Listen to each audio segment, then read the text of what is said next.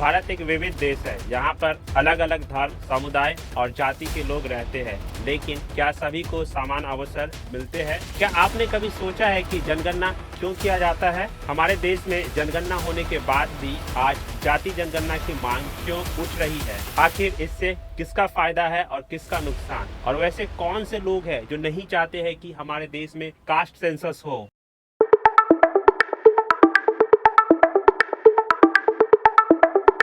जनगणना यानी लोगों की गिनती यह एक ऐसा प्रोसेस है जिसके तहत किसी देश की सरकार अपने देश में रह रहे टोटल जनसंख्या, उसके आवास और भी दूसरे कई डेटा को कलेक्ट करती है। इस डेटा को कलेक्ट करने के लिए लोगों से उनका नाम, उम्र, जाति, शिक्षा और रोजगार जैसी जानकारी प्राप्त की जाती है। गवर्नमेंट इस इंफॉर्मेशन का यूज पॉलिसी बनाने और सामाजिक आर्थिक विकास के लिए करते हैं। भारत में जनगणना का इतिहास काफी पुराना और गौरवशाली रहा है। इसका सबसे पहला एविडेंस ऋग्वेद में मिलता है। फिर इसके बाद कौटिल्य ने भी अपनी किताब अर्थशास्त्र में इसकी चर्चा की। मुगल राजा अकबर के एडमिनिस्ट्रेटिव रिपोर्ट आईने अकबरी में भी इसका वर्णन मिलता है। इसके बाद तो अंग्रेज भारत आए और अनियमित रूप से अलग अलग कारणों से जनगणना कराती रही। आजादी के बाद भारत सरकार नियमित रूप से हर 10 साल में एक बार जनगणना कराती है। ये तो हुआ कि आखिर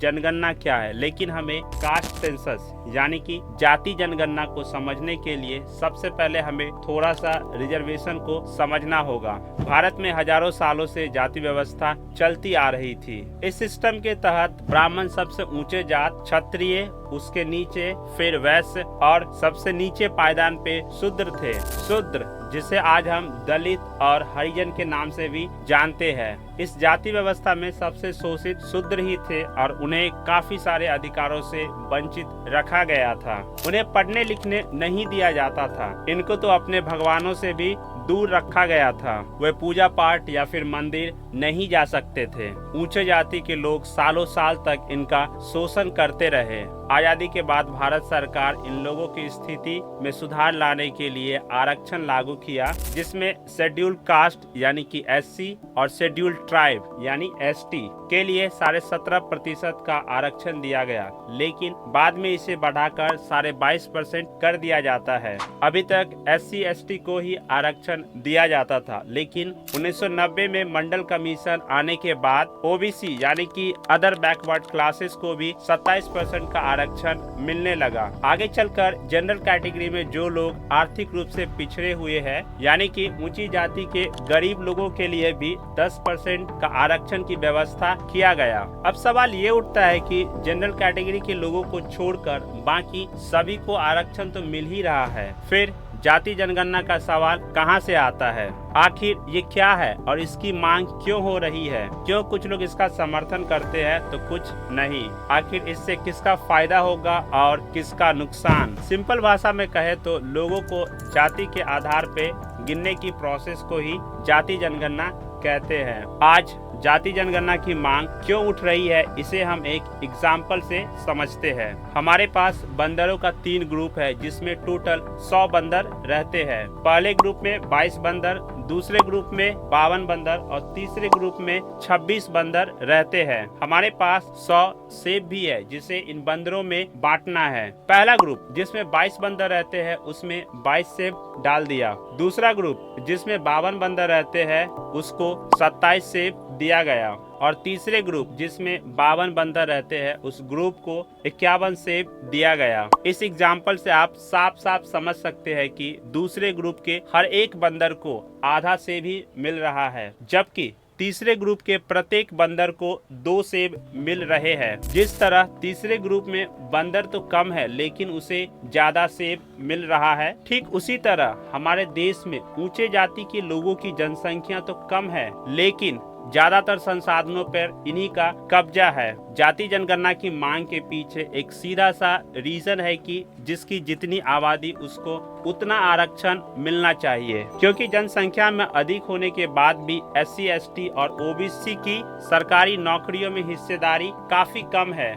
वहीं जनसंख्या में कम होने के बाद भी जनरल कैटेगरी के लोगों की हिस्सेदारी काफी ज्यादा है। कार्मिक विभाग की आंकड़ों की माने तो आज भी सरकारी नौकरियों में सामान्य वर्ग की भागीदारी 57.79% है। वहीं अगर हायर पोस्ट की बात करें तो ये आंकड़ा 74.48% तक पहुंच जाता है, जबकि आरक्षण के बाद भी सरकारी नौकरियों में OBC सिर्फ 17.31% और ST की भागीदारी 17.3% है। ST की भागीदारी का कोई भी आंकड़ा अभी तक मौजूद नहीं है। सरकारी डेटा के अकॉर्डिंग अगर OBC और दलित समाज मिला दिया जाए तो ये हमारे देश की जनसंख्या का कुल 70% से भी ज्यादा है, जबकि सरकारी नौकरी में इनका हिस्सेदारी 35% से भी कम है। जनरल कैटेगरी के लोग सरकारी कंपनियों में कब्जा जमाने के साथ साथ ही प्राइवेट कंपनियों में भी कब्जा जमाए हैं। इन नौकरियों में जितने भी हायर पोस्ट है उन सब पर ज्यादातर ऊंचे जात के लोग ही काम करते हैं। मीडिया हाउस में तो शीर्ष पदों पर 90% ऊंचे जाति के लोग हैं। जो लोग जाति जनगणना की मांग कर रहे हैं उनका कहना है कि जितनी प्रतिशत उनकी आबादी है उन्हें आरक्षण भी उतना प्रतिशत मिलना चाहिए। भारत में जब जनगणना कराई जाती है तो SC ST के लोगों की काउंटिंग कास्ट के बेसिस पर होती है, जिससे हमें पता चलता है कि उनकी आबादी कितनी है। लेकिन OBC के साथ ऐसा नहीं है। जनगणना के दौरान OBC के लोगों की गिनती जाति के आधार पे नहीं की जाती है, जिससे हमें ये नहीं पता चलता है कि हमारे देश में बैकवर्ड क्लासेस की जनसंख्या कितनी है। मंडल कमीशन के अनुसार OBC की आबादी हमारे देश में 52% है। ये एक रफली अनुमान है, लेकिन यह आंकड़ा इससे भी ज्यादा हो सकता है। इसीलिए इस जाति के लोगों का कहना है कि जनगणना के दौरान जिस तरह से SC और ST के लोगों की गिनती उसके जाति के आधार पे की जाती है, ठीक उसी तरह OBC का जब काउंटिंग किया जाए जनगणना में तो उसका भी काउंटिंग जाति के आधार पर होना चाहिए, ताकि उसका टोटल नंबर पता चल सके और उनकी आबादी जितना प्रतिशत हो उन्हें आरक्षण भी उतना प्रतिशत मिलना चाहिए। इन फ्यूचर अगर जाति जनगणना होती है तो पिछड़ी जाति के लोगों को अपना अधिकार मिलेगा, वहीं जो एडवांटेज अभी ऊंची जाति के लोगों को मिल रहा है वो उन्हें नहीं मिलेगा। इसीलिए ये अग्री जाति के लोग नहीं चाहते हैं कि जाति आधारित जनगणना हो, लेकिन जो लोग जाति जनगणना की मांग कर रहे हैं ये आपका अधिकार है। आप अपना अधिकार किसी भी कीमत पे मत छोड़िए। जाति जनगणना को लेकर के आपका क्या राय है आप हमें कमेंट करके जरूर बताइएगा, और इसी तरीके के इंफॉर्मेटिव वीडियो को देखने के लिए आप हमारे दूसरे वीडियो को जरूर चेक कीजिएगा। मैं आपसे फिर मिलता हूँ एक नए वीडियो में, तब तक के लिए धन्यवाद।